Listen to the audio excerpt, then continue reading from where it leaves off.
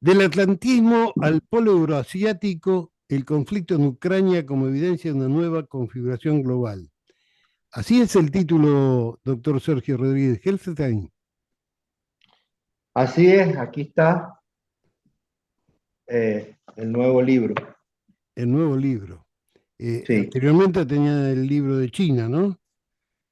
No, anteriormente con Jorge Elbaum teníamos dos libros, eh, que ahora no recuerdo los nombres porque son esos títulos bien largos que no los pongo yo, sino que los pone Jorge, Ajá.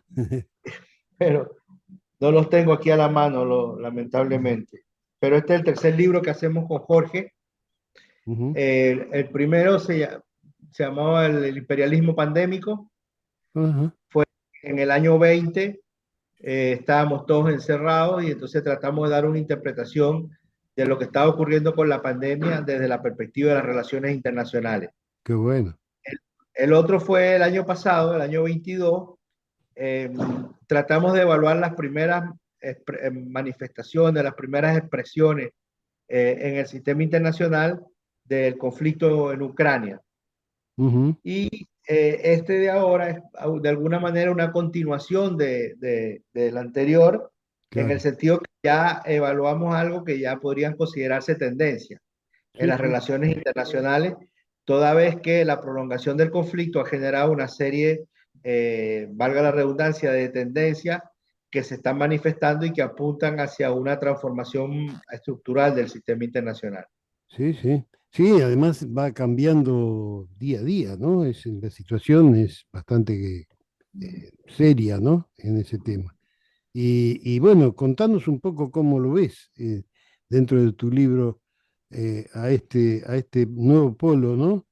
Euroasiático, el conflicto en Sí, Ucrania. porque nosotros consideramos que en el trasfondo de este conflicto, la verdadera razón de este conflicto es que se está, se- el a ver, en los últimos 5 siglos, pero sobre todo después de la Segunda Guerra Mundial, el eje de la política global era el Atlántico y en particular el Atlántico Norte desde el fin de la Segunda Guerra Mundial. La Ujú, alianza que se produjo de Estados Unidos y Canadá con Europa, que se manifestó a través de eso que eufemísticamente se llama el Plan Marshall y la ayuda de Estados Unidos a Europa, y que no es otra cosa que la compra de Europa por parte de Estados Unidos, había generado el espacio de poder global más importante del planeta. ¿Qué es lo que ha ocurrido? Que estas alianzas que se están produciendo entre Rusia y China, estos acercamientos que se manifiestan tanto en el plano de la seguridad como la Organización de Cooperación de Shanghái, en el plano económico con la ruta de la seda, en el plano político con la creación de la Organización del Tratado de Seguridad Colectiva, la Comunidad de Estados Euroasiáticos y otros mecanismos, el corredor norte a sur, el corredor que va desde Rusia a Irán y de Irán a India. O sea, se han creado una serie de mecanismos que hacen que el espacio euroasiático se vaya transformando, vaya sustituyendo al Atlántico Norte como el eje fundamental de la política internacional. ¿Y cuál es la situación particular de este eje? Que Estados Unidos no tiene presencia en el Asia Central y por tanto no puede tener una injerencia, una participación en los procesos que ahí se están dando. Después de la expulsión de Estados Unidos de Afganistán, de los intentos que tuvo hace 2 años, hace 3 años, de dar un golpe de Estado en Kirguistán, y el año pasado, en abril, en Kazajistán, en abril o en enero, no recuerdo, el año pasado en Kazajistán, y que fracasaron. Está claro que Estados Unidos no tiene una presencia. ¿Y cuál era la amenaza para Occidente, la amenaza para Estados Unidos y la OTAN? Es que, y particularmente para Estados Unidos, es que este eje que se está construyendo en el espacio euroasiático tuviera una continuidad en el espacio en Europa, pero sobre todo en la Europa occidental. Entonces, todo esto que está generando la ruta de la seda, los ferrocarriles que están llegando a Europa, la ampliación, la creación de los gasoductos que iban a llevar directamente gas de Rusia a Alemania, todo eso podrían conducir desde el punto de vista estratégico a la creación de un eje Beijing-Moscú-Berlín. Y esa es la causa de la guerra en Ucrania, evitar que se desgajara el sistema posterior a la Segunda Guerra Mundial, la alianza de Europa con Estados Unidos, y Europa se orientara más hacia una alianza con Rusia y China que iba a cambiar estructuralmente el sistema internacional. El Eso es un poco tema, lo que tema, nosotros... tema gasoducto, ¿no? Sí, bueno, el gasoducto fue como la gota que rebasó el vaso de la paciencia de Washington, porque ya se iba a producir. No solo, acuérdate que Europa es un continente totalmente dependiente, depende energéticamente de Rusia, depende comercialmente de China y depende de su seguridad y defensa de Estados Unidos. Entonces, Europa no tiene nada. Europa es insignificante en términos geopolíticos, es totalmente insignificante y es despreciable eh, su incidencia, y sin embargo es un poder sobrevalorado. Hay tres países europeos en el Consejo Permanente, entre los mismos permanentes, Consejo de Seguridad: Gran Bretaña, Francia y Rusia. O sea que es una sobre representación de un país cuya incidencia es ínfima en términos de los procesos globales. Ujú. Sí, por eso la OTAN, ¿no? Le ponen la OTAN para poder manejar el tema europeo, ¿no? Incluso que es la que amenaza, digamos, en Ucrania el tema de llevar armas nucleares, ¿no? Sí, claro, es un viejo debate que emerge después de la Segunda Guerra Mundial. Si, si Europa se orientaba hacia el atlantismo eh, con hegemonía de Estados Unidos, o se imponía la doctrina de Gaulle, la idea del ex presidente francés, que planteaba que la seguridad de Europa debería ser algo organizado por los europeos, sobre aquella figura que planteó el general de Gaulle de que cuando los cohetes soviéticos cayeran en París, en Washington se iban a enterar al día siguiente, y Claro. por tanto la seguridad de Europa la tenían que garantizar los europeos.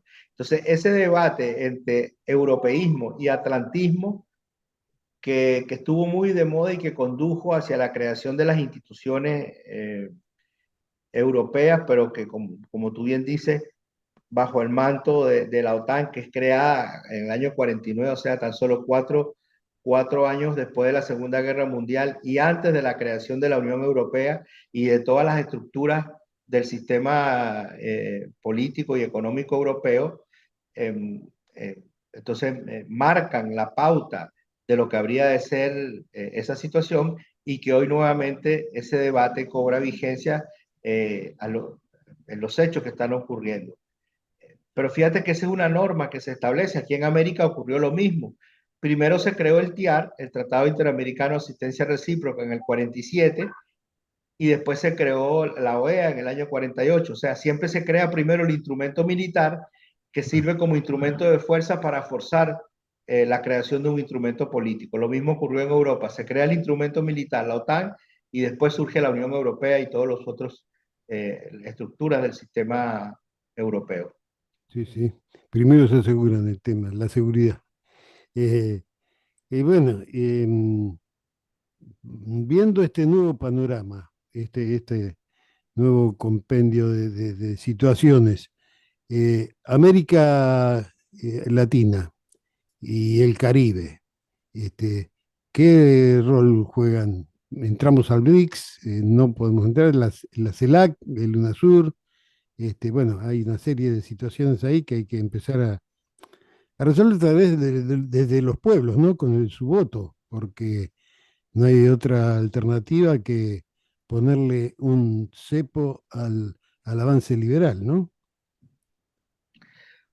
Sí, claro. El papel de América Latina va a ser determinante en tanto seamos capaces de construir mecanismos de integración y de concertación propios, regionales o subregionales, como el caso de UNASUR, o regionales, como el caso de CELAC, o no lo logremos. O sea, si se mantiene la desunión, si se mantiene Claro, sí, el alejamiento, difícilmente América Latina y el Caribe van a poder tener un espacio real de protagonismo en este mundo que se está comenzando a construir. Yo creo que en los primeros 15 años de este siglo, bajo el liderazgo de Chávez, de Kirchner, de Fidel, de Lula, se logró un reconocimiento a América Latina y el Caribe como un actor. Ese reconocimiento provino de los otros poderes globales, como China, como Rusia, incluso de la Unión Europea, pero también en tanto fuimos capaces eh, de acercarnos a los otros, a los olvidados, a los excluidos. Establecimos relaciones con África, con los países árabes eh, y, ujú. y, otras instancias con Asia. Y eso nos dio una presencia que nunca América Latina y el Caribe había tenido en el escenario local. Eso se revirtió con la llegada de los gobiernos conservadores que actuando bajo órdenes de Washington comenzaron a trabajar en orden inverso, es decir, en la desintegración, en la desunión, en la subordinación más plena a Washington. Y ahora nuevamente los pueblos parecen, como dices tú, por vía de los votos han ido recuperando nuevamente protagonismo y en esa medida hoy tenemos presidentes que nuevamente se encuentran. Hubo una reunión de CELAC aquí en Buenos Aires en el mes de enero y ahora la semana pasada esta reunión en Brasilia que apuntan a la creación o al renacimiento de mecanismos de integración que habían nacido antes y que se habían ocultado o se habían suprimido, se habían eliminado eh, por lo que decía anteriormente, porque esas oligarquías que tomaron el poder a partir del 2015 jugaron el juego de Estados Unidos, que es la desintegración, la desunión entre nuestros pueblos. Em, con respecto a la moneda, que es uno de los temas fundamentales para poder comercializar los productos y podernos hacernos fuertes en el comercio exterior, eh, estaba el SUCRE, Sistema de Unificación de Compensación Regional. El sur se estableció entre Argentina y Brasil para hacer el intercambio y eliminar el dólar, este, pero no se logra afianzar un sistema en el cual nos permita realmente desprendernos de uno de los elementos más críticos que tenemos, que es el dólar, ¿no? El manejo de la moneda en manos de ellos, del enemigo. Sí, claro, es un proceso que se comienza a manifestar no solamente en América Latina, es un proceso global que se comienza a manifestar en las relaciones económicas y financieras en África, en el Asia Occidental, en el Asia Oriental, mm, no solamente en el comercio entre las grandes potencias y los grandes países, sino que también en otros. Por ejemplo, hay un acuerdo entre India y Sri Lanka para comenzar a utilizar sus monedas locales. Sri Lanka es un pequeño Ujú. país de Asia. Eh, Sí, y sí. así otros países apuntan en esa dirección. Es bien interesante que Lula haya recapacitado, porque hay que decir que el Sucre en gran medida no se pudo llevar adelante por la resistencia de Brasil con el gobierno de Lula. A Ujú. veces las cosas se olvidan, pero hay que decirlas. Claro, claro. Sí. Eh, entonces, es un paso de avance que Lula se haya convencido ahora de la necesidad del dólar, esa reflexión que él hizo en China cuando dijo, bueno, ¿y por qué tenemos que seguir comerciando en dólares?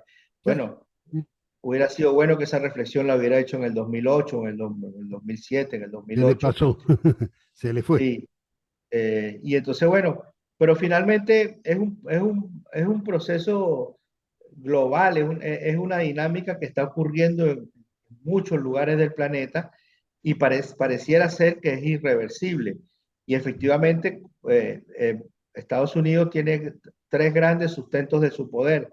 El poder militar, que ya hoy está siendo cuestionado por China y por Rusia, el poder de la moneda, la capacidad que tiene de fabricar los dólares, que a la medida que el comercio mundial se haga cada vez menos con dólares, ese poder también va a ser disminuido. Y el gran poder que le queda y que yo creo que va a ser el más importante en el siglo XXI y donde se van a dar las batallas más importantes en este siglo es el poder cultural mediático, donde Estados Unidos todavía goza de una ventaja, de una distancia gigantesca, que es el que hace, que es el que permite eh, transformar mentiras en verdades, permite construir una lógica y una retórica que confunde a gigantescas cantidades de ciudadanos en todo el planeta, y que cambia la lógica porque si bien antes Estados Unidos utilizaba ejércitos que invadían nuestros países militarmente, hoy el espacio a invadir no son nuestras costas, no son nuestros países, sino que lo que quieren invadir son los cerebros humanos. Es ¿Mm? mucho más fácil, es mucho más barato, lo pueden hacer desde su propio país y en esa medida colocan a la mayor parte de los ciudadanos del mundo a pensar en una dinámica universalista falsa, porque en realidad eso que se llama universal en realidad son los intereses de Estados Unidos, de las potencias. Y creo yo que en estos tres escenarios, o en estos dos escenarios, en el escenario de la moneda y en el escenario del aparato cultural mediático, es donde se van a dar las grandes batallas de este siglo. Brasil, Rusia, India, China y Sudáfrica, el BRICS, concentran el 40% de la población mundial y el 20% del PBI mundial. Eh, No, más es que una eso, salida, pero sí. es más que eso, es mucho más que el 20%, está por encima del 30%. Ajá, Si ya, no me no tengo los equivoco, datos, no tengo si los no me datos, pero equivoco, tengo creo que los es el datos. 33%, Ya, qué bueno. 33,7%. La pucha es una unidad muy potente, ¿no? En este sentido.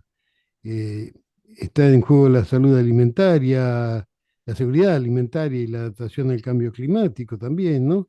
Que, que con esta población hay que tomar medidas, ¿no? Para poder, por lo menos, empezar a abastecer a los más necesitados. Bueno, pero ahí estamos en la esencia del problema, porque la Tierra produce alimentos para los más de 7.000 millones de habitantes que tiene. El Ujú. problema es que la distribución es desigual y la distribución es desigual porque, porque lo que rige son políticas de mercado, lo que rige es el lucro y la ganancia, no rige la solución de los problemas de la grandes mayoría. Se ve ahora con este acuerdo que se ha firmado entre Rusia y Ucrania con mediación de Turquía y la ONU para el abastecimiento de cereales de Ucrania y Rusia, que se ha hecho básicamente para evitar que se profundice la pobreza y la hambruna en África. Sin embargo, el 80% de esos cereales, ese acuerdo se llegó para que los cereales rusos y ucranianos lleguen a África, y sin embargo el 80% se están quedando en Europa y solo el 20% se está quedando en África.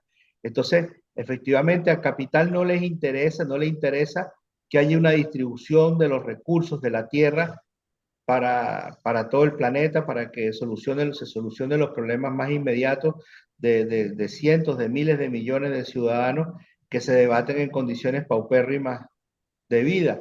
Entonces, todos estos elementos conforman una retórica hipócrita por parte de las grandes potencias, su supuesta preocupación por el medio ambiente, su supuesta preocupación por el cambio climático, cuando no se toman medidas reales para solucionar este problema, se toman medidas que son solamente maquillaje para tratar de confundir a la opinión pública y venderse como los grandes salvadores de la humanidad cuando ellos han sido los grandes destructores del ambiente. Sí, sí, ninguna duda. Bueno, en Venezuela, acá los liberales nos tienen con que Venezuela es el infierno del mundo, vos es tu tierra, es tu pertenencia. ¿Cómo es la situación internacional? A pesar de cuántos años hace que están bloqueados. Hace años, ¿no? Bueno, la verdad es que nos están atacando desde el año 98, desde el mismo Claro. momento que Chávez llegó al poder. Sí, En sí. el año 2002 dieron un golpe de Estado Ujú. que fue derrotado por el pueblo venezolano y por las Fuerzas Armadas. Sí, sí. Pero,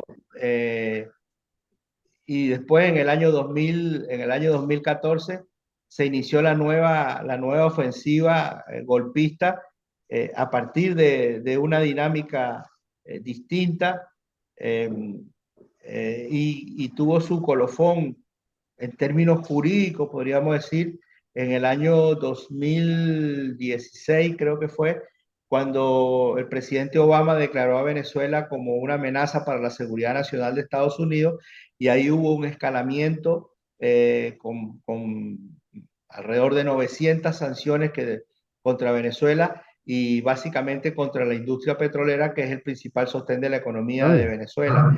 Eso, eso se elevó con el gobierno de Trump, incluyendo durante el gobierno de Trump un intento de asesinato del presidente Maduro, Sí, eh, recuerdo.